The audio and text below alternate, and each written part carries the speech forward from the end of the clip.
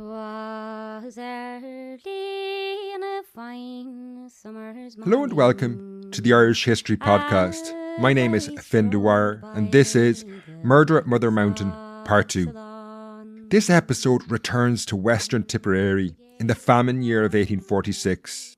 We left Part 1 as Daniel and Ellen Burkery's house was being attacked. Now, if you haven't listened to Part 1 of Murder at Mother Mountain, it's definitely worth checking that out first. I would normally say dive in wherever you want, but for this series, I'd really recommend starting at the beginning. Now, additional narrations on today's episode are from Aidan Crowan, Therese Murray. The additional research is from Liam Costello. The theme tune is The Banks of Ceylon, performed by Nelny Chroneen and played on the pipes by Liam Costello. The series was created with the support of listeners on Acast Plus and Patreon. Each week between the main episodes, I'm joined in a deep dive interview by an expert to look into the history surrounding these events. So this week I'm joined by Dr. Sarah Ann Buckley from the History Department of National University of Ireland in Galway. In a wide-ranging interview, Sarah Ann talks about family life in the 19th century with everything from sex, marriage and what pregnancy was like coming up. Now to start, we're going to return to Western Tipperary. It's the spring of 1846 and the famine is spreading across the county and tensions are rising.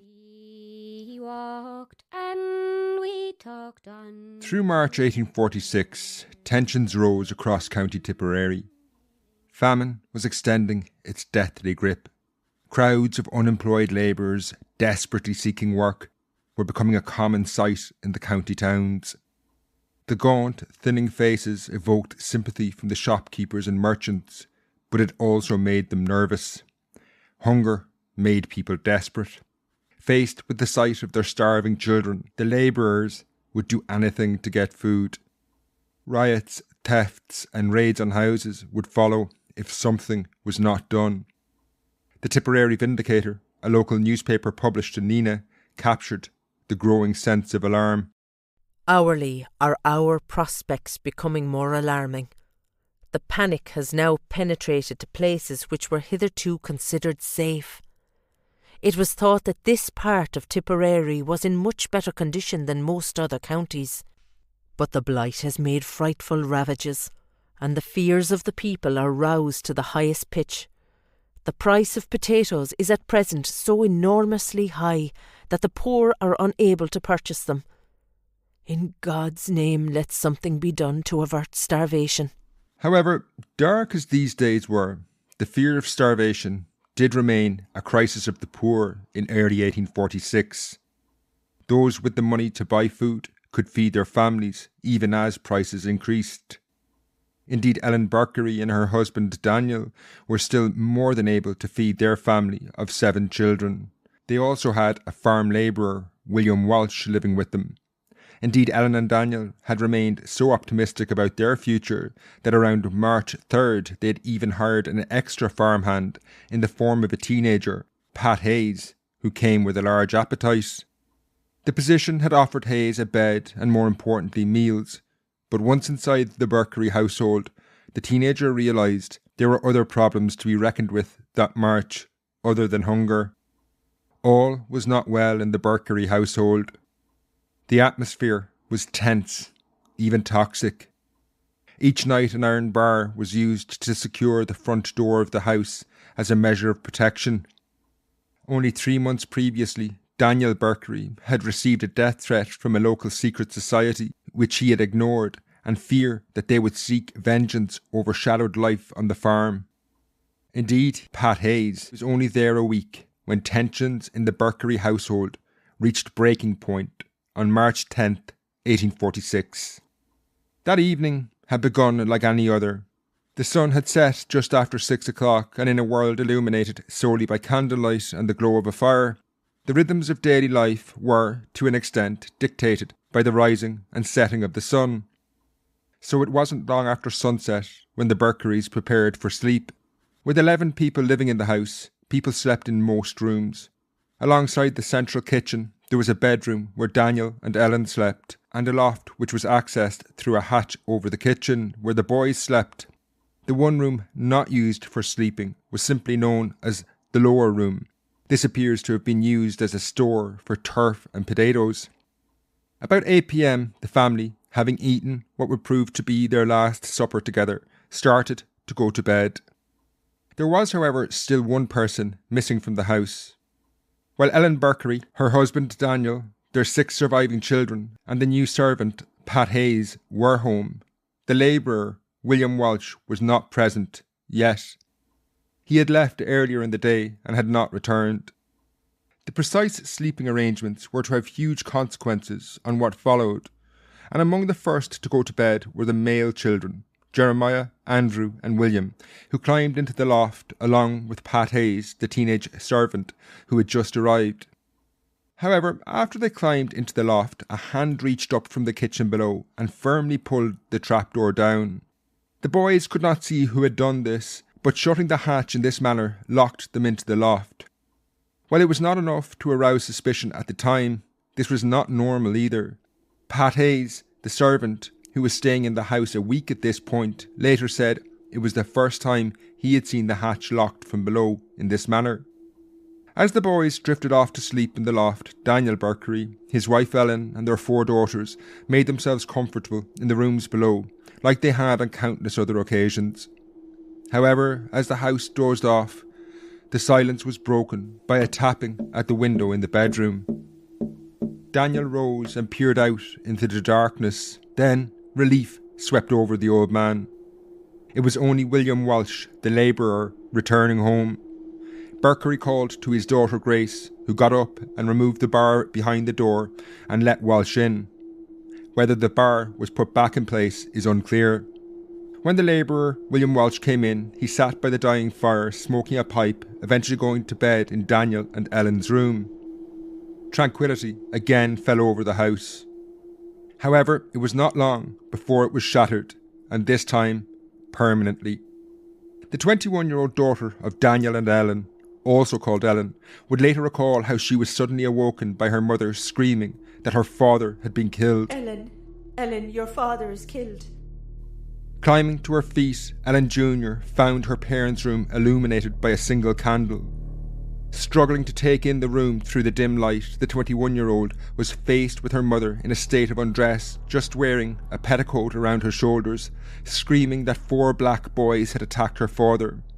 Black boys was a reference to the agrarian secret societies, who often carried out attacks like this because they masked their identity by blackening their faces.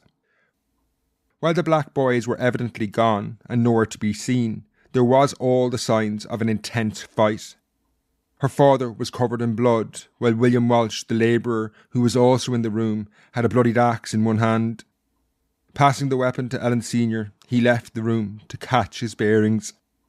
Meanwhile, Daniel himself had been savagely attacked around the head, and his skull had been cleaved in several places. Although he was still alive, he had the appearance of a man not long for this world. Blood was also seeping from his mouth. It was only a matter of seconds before the entire household was awake. The loft hatch had been opened and the boys came down to find the house in complete chaos. The agitated 17-year-old son, Jeremiah Berkery, asked William Walsh what he had seen. The labourer replied he hadn't seen anything. The house had been in complete darkness after all. However, Jeremiah, adding to the chaotic situation, lashed out at the labourer. Grabbing a thatching needle, a long bar of iron, he threatened Walsh.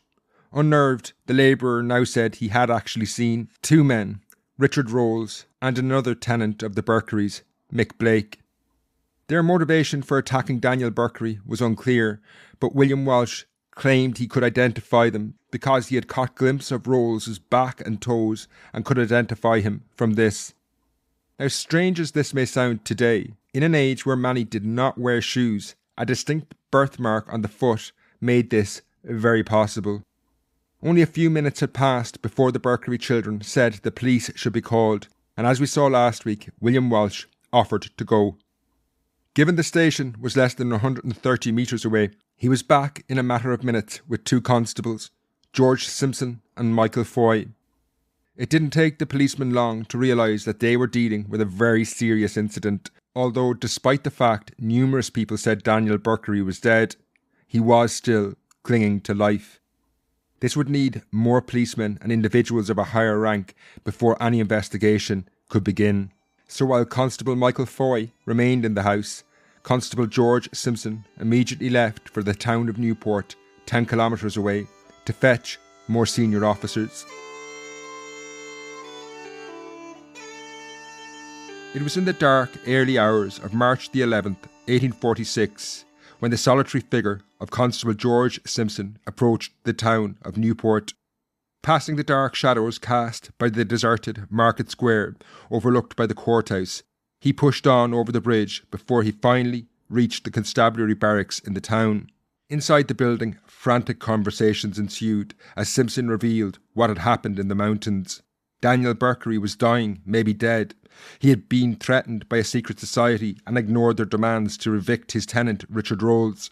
In the tense atmosphere of early 1846, the head constable in Newport, Henry Wass, prepared a swift response from the authorities, and he gathered men to travel to the Berkery house at Tureen-Bryan. What time Constable Simpson had reached Newport is unclear, but it must have been in the early morning before Wass, Simpson and a party of police departed Newport. When they finally reached the farmhouse at Tureen-Bryan, somewhat remarkably, they found Daniel Berkery still hanging to life, but he was completely unresponsive. Hardly surprising, given his wounds were so horrific. Indeed, looking at the man, Wass must have assumed it was only a matter of time before he would be investigating a murder. Even if they could move the injured man as far as Newport, the town doctor, indeed no doctor anywhere, could help him. His skull had been cleaved in. However, the atmosphere in the house was somewhat different than it had been when Simpson had left. Tension remained, but the understanding of what had transpired was becoming more complex. For centuries, Occam's razor, the principle that the most likely explanation is the correct one, provided a solid basis for investigation. At the Berkery house, the police had several pieces of evidence. 3 months earlier, the man lying supine and motionless on a bloodied bed, Daniel Berkery, had received a death threat unless he evicted his tenant, Richard Rolls. He had not evicted Rolls. While the threat had been anonymous, it was widely believed to have come from a local secret society who had a proven track record of carrying out brutal attacks. They also had a witness, his wife Ellen, who had seen the perpetrators. 4 black boys, who she had mentioned to several people. However, when the head constable, Henry Wass, arrived, there was new information coming to light. Through the long hours of darkness, one constable, Michael Foy, had waited behind in the Berkery household for head constable Wass and the other policemen to come from Newport. Despite being distraught, Ellen Berkery had been able to provide the constable with a few specific details. The 4 black boys had broken into the house through a small window in her bedroom and then set about attacking her husband before escaping back through the window. The 28-year-old Michael Foy had gone outside to examine this window and had, to his surprise, found a neatly stacked mound of potatoes beneath the windowsill. It became immediately clear to the constable that no one had climbed in or out of that window. It would have been impossible not to disturb the potatoes. He had then gone on to recover the murder weapon, a bloodied axe, which was found under a dresser in the kitchen.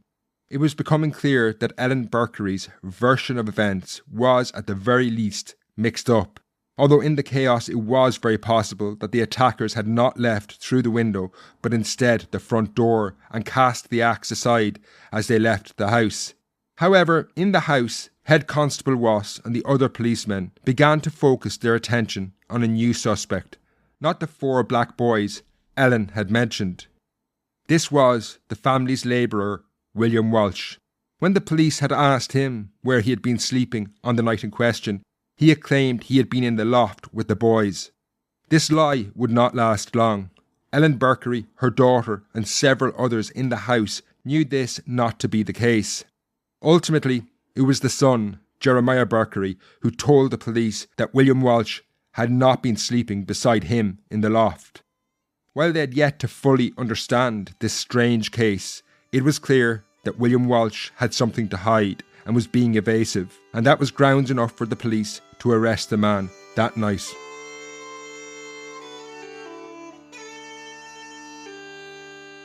In the early morning of March the 11th, 1846, the people of Newport twitched their curtains as the police who had departed for the mountains arrived back in the town.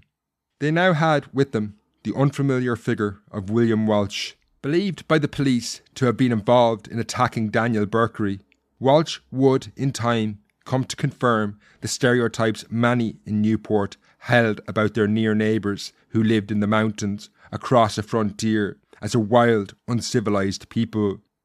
However, in that March morning air, Walsh cut an impressive figure.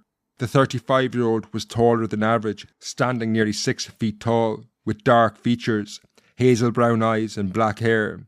In an era that celebrated pale complexions, the wealthier in the community undoubtedly noted his tanned complexion, described as swarthy, which revealed him to be a man of the land who spent his days outdoors. While this may have been natural in mountain communities, Walsh had crossed the frontier to a very different world with different values. However, whether the townspeople looked down on him as a farmhand was the last of Walsh's concerns that morning. He stood accused of attacking his employer, Daniel Berkery, who was, the last time Walsh had seen, lingering between life and death. If he died, William Walsh could potentially be facing a murder charge which carried the death sentence. On reaching the town of Newport, the police brought the man to a daunting building that overlooked the town square. Walsh was familiar with the courthouse. He had undoubtedly seen it on numerous occasions when he had attended the fair of Newport, but on March the 11th he was brought into the depths of the building, to the grim subterranean world of the prison that lay beneath. Here Walsh took his first steps into the terrifying gauntlet of the 19th century justice system. 15 years earlier, the Anglesey roads had been cut through the mountains and the police had followed it. At the same time, the judicial and prison system were being overhauled, and the prison, or Bridewell, beneath Newport Courthouse had been one of dozens built in the 1820s. However, by 1846, the conditions Walsh faced in the jail were appalling.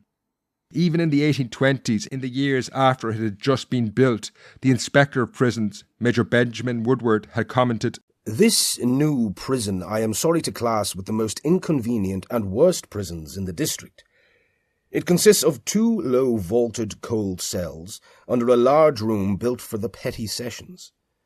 I have pointed out some alterations which may render the prison less objectionable."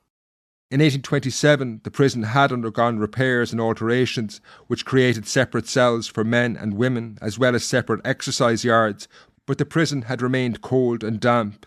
When the inspector returned in 1830, the impression he gave was shocking. "The wall of the 2 small yards adjoining the river has been carried away by a heavy flood, and unless this is immediately repaired, the prison is quite unfit to confine any person in. There are only 3 cells and 2 yards, no day rooms, pump or privies." On March the 11th, 1846, William Walsh could have attested to the fact that it was quite unfit to confine a person. The cells had no natural light whatsoever, being cut into the earth beneath the town square.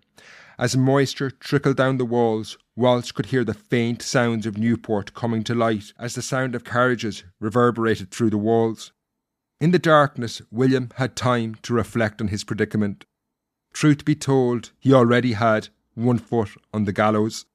Things did not look good. Several witnesses could put him in the room where Daniel Berkery had been attacked, and then leaving that room with an axe. William had only fueled suspicions by lying about where he had slept that night, and when he had arrived in Newport, the head constable, Henry Wass, had noticed blood on his sleeve. The one thing they did not have yet was a motive, but truth be told, William Walsh had the strongest motive of all, to kill Daniel Berkery. His fate rested on what was happening back in Turin Bryan. Would people reveal his secret? The voice most effective.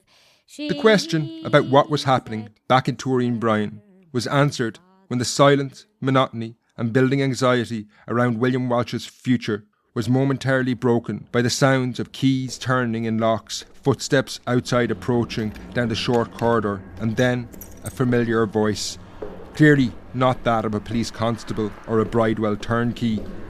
It was Ellen Berkery. Perhaps, just for an instant, for the briefest of moments, William Walsh may have thought she had come to visit him, perhaps even have him released. This was replaced, though, by utter dejection. A cell door opened and Ellen Berkery walked in. However, she hadn't entered William's cell.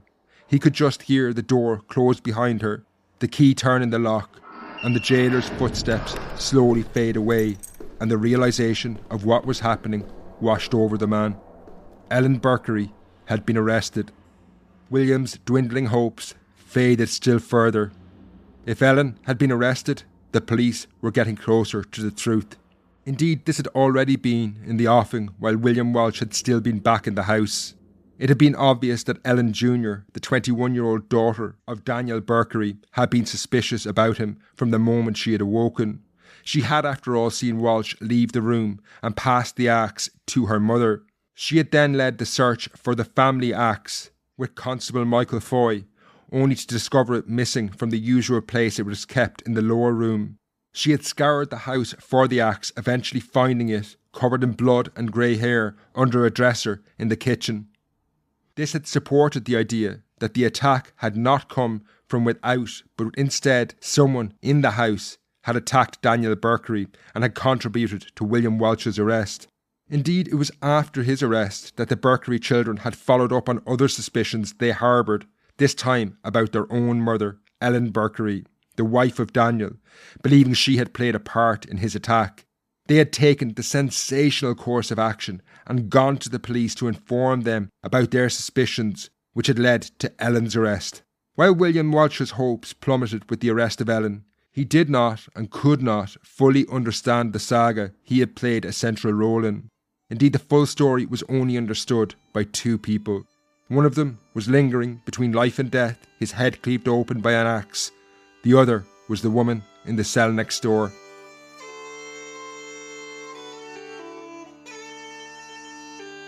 In the darkness of her prison cell, Ellen was left with her own thoughts, an unusual experience for a woman who lived in a comparatively small house with nearly a dozen people.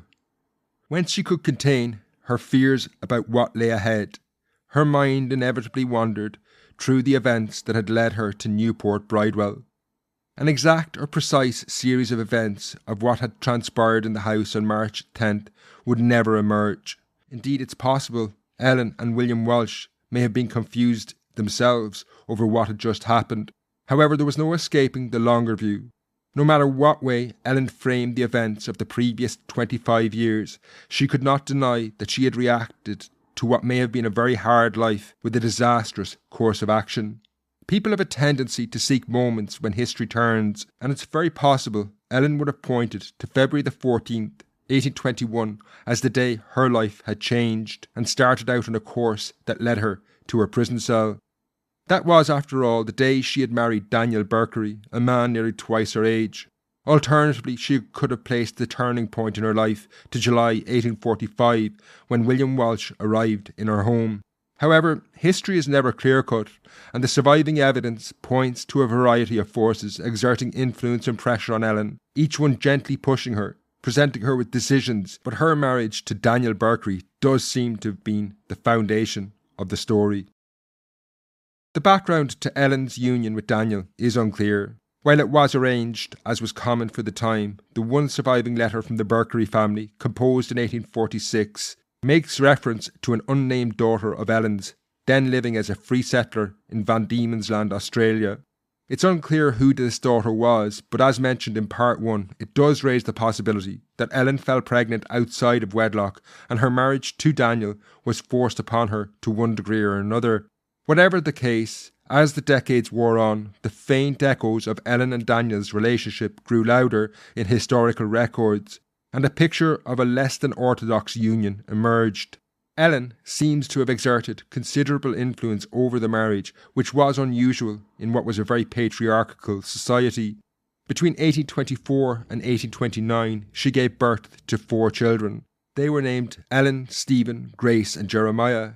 The choice of names was dictated by a custom that stipulated the first 2 boys and 2 girls should be named after their grandparents. Jeremiah appears to have been an exception.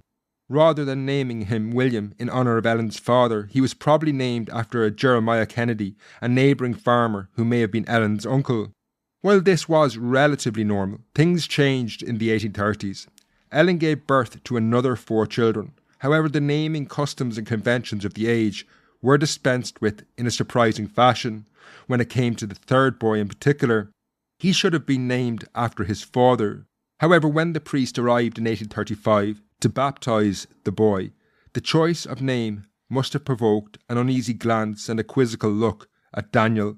The child did not take his father's name, but instead was called William after Ellen's father. Indeed, all the children in the 1830s appear to have been named after Ellen's relatives. 2 girls were called Catherine and Honora after her sisters, while another boy, born in 1838, was baptised Andrew after Ellen's brother. By 1840, the family was unusual, given they had 4 sons, yet none of them bore their father's name. It was only in 1843, at the age of 40, that Ellen gave birth to a boy who was called Daniel. However, he would die in infancy.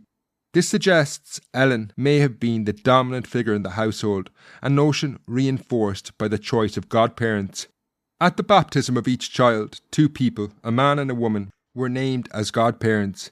There were no protocols to dictate who these people should be, but of the 18 godparents to the Berkerys' children, 13 appear to have been related to Ellen.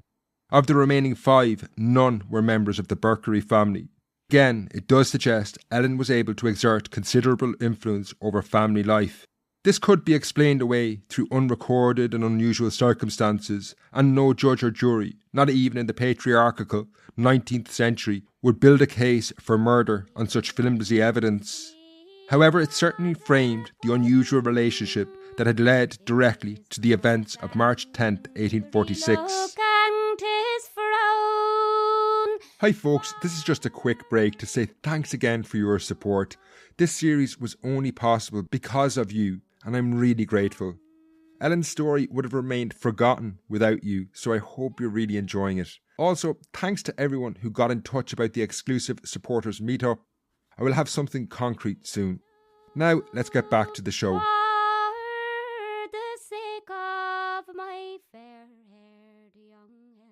By virtue of the fact that their marriage was arranged, it's very possible Ellen and Daniel had little or no physical feelings for each other when they met. While many couples overcame such obstacles and developed a relationship, the reality for some was that they endured a loveless marriage. Given very limited evidence of their lives survives, we have no idea what the nature of Ellen and Daniel's physical relationship was for most of their marriage. The extent of what we can say is that assuming Daniel fathered their children, they were having sex intermittently at least, between the summer of 1823, when their eldest daughter was conceived, and later 1842, when Ellen fell pregnant for the last time. Whatever the nature of this relationship was up to 1842, it began to deteriorate rapidly afterwards. By 1845, nearly 2.5 decades had passed since their marriage, and both had changed considerably. Time had not been an equal taskmaster. Ellen was still relatively young, aged only 42, and many people commented on her youthfulness and good looks. Furthermore, the end of her childbearing years marked a change in her life. Her final pregnancy brought to an end what had been 2 dangerous decades where she was either pregnant or in postnatal recovery, something which inevitably restricted her life. This contrasted sharply with Daniel. Starting the marriage in his 30s, he was well into his 60s by 1845 and considered by most to be an old man at the time. While he did continue to work, he had already exceeded the average life expectancy, which languished below 50.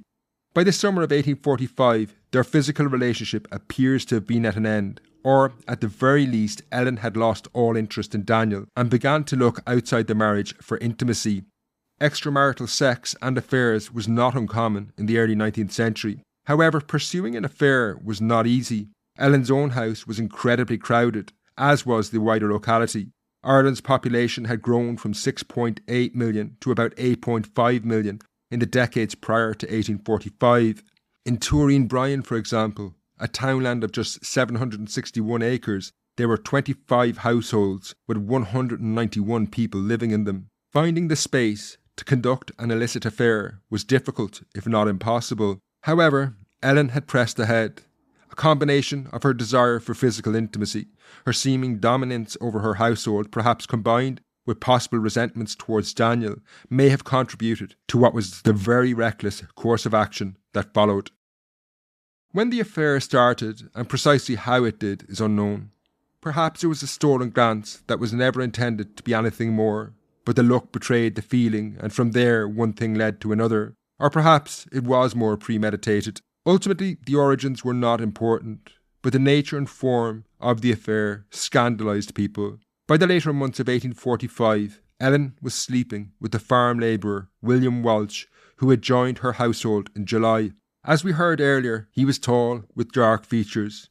He was also closer in age to Ellen, being about 35 years old. This relationship, aside from the fact that Ellen was married, broke 19th century societal norms in many ways. For a woman of Ellen's standing, a farmer's wife, to conduct an affair with a farmhand added an extra dimension of opprobrium, and was complicated even further by the fact that Walsh was not only younger than her, but he also had his own wife and 4 children. However, it was a further connection between Ellen and Walsh that would make the relationship so problematic. It was incestuous. William Walsh was Ellen's first cousin. While her affair broke societal, social and moral codes, oddly, Ellen and William were reckless in the extreme. While keeping the affair secret would always have been a challenge, the pair appear to have made no attempt to conceal it. By Christmas 1845, it must have been common knowledge in the community, given the way they were expressing their feelings. On one occasion, around Christmas 1845, the two had attended a funeral wake with another cousin of Ellen's, Andrew Bowen. With only 2 horses available, Ellen rode behind William Walsh on his horse, and while this can be dismissed as mere circumstance, the interactions between the two left little doubt in Andrew Bowen's mind they were having an affair. On the return journey, Ellen's lover started a lewd conversation with Andrew Bowen, saying in reference to Ellen, "It's a pity to have a woman married to a man such as Berkery. He's only a scald in the bed with her."